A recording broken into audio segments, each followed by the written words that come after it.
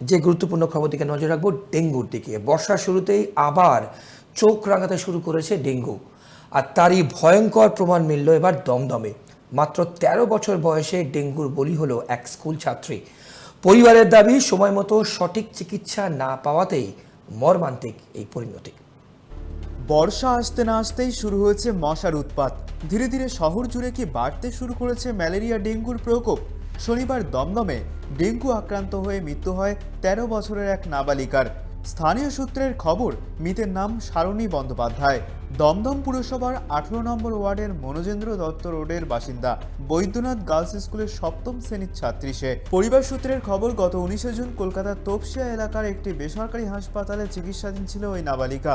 শনিবার সকাল ৫টা বেজে ৪৫ মিনিট নাগাদ মৃত্যু হয় ওই ছাত্রীর। কিন্তু অভিযোগ, সেখানে চিকিৎসার যথাযথ মান ছিল না। চিকিৎসার অভাবেই কি মর্মান্তিক পরিণতি?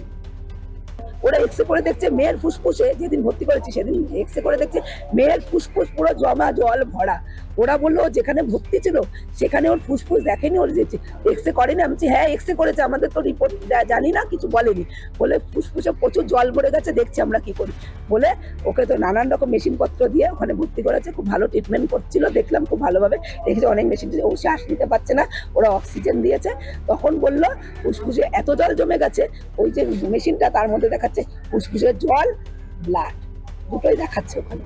তখন কি করেছে ওরা, কালকে আমাকে জিজ্ঞেস করি, ওরা ওদের মতো চিকিৎসা করছে, যা যা লাগবে ওষুধপত্র চাইছে আমরা দিচ্ছি। কালকে হঠাৎ আমরা ব্যাংকে টাকা তুলতে গেছি মেয়ের জন্য, তখন বলছে আমাকে ওর ১২০০ টাকা লাগবে, একটা পাইপ ঢুকে ওর বুকে জল বার করতে হবে। আমরা কি করবো? আমি বললাম আপনার মেয়ের জন্য যা করতে ইচ্ছে করবো। ওরা তখন ওই পাইপ থেকে জল বার করেছে, আর আমাদের বললো ফুসফুসের মাঝে যে পাইপটা থাকে সেটা জল বার করতে পেরেছি, কিন্তু সাইডে যে জালিগুলো আছে ছিদ্র ছোট, ওখান থেকে জল বার করা যায় না, মেডিসিনে যেটুকু শুকাবে হবে, এই বললো। তারপরে রাতের দিকে আবার ডাক্তার আসে, রাউন্ড করে, তখন আমাকে বোঝালো যে ওর যে ফুসফুসটা আছে জলে চুবে চুপসেরম হার্ড হয়ে গেছে, ওখান থেকে ও নিঃশ্বাস নিতে পারছে না, যার জন্য অক্সিজেন কাজ করছে না। আমরা মেশিনপত্র দ্বারা ওকে অক্সিজেন দেওয়ার চেষ্টা করছি, ওকে বাঁচানোর চেষ্টা করছি, আমাদের যতটুকু সম্ভব করবো।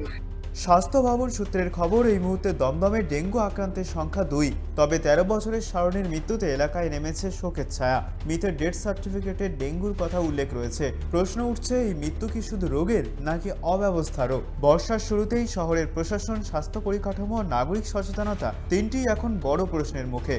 অভ্রদীপ দাসের report, tribe TV Bangla, Kolkata.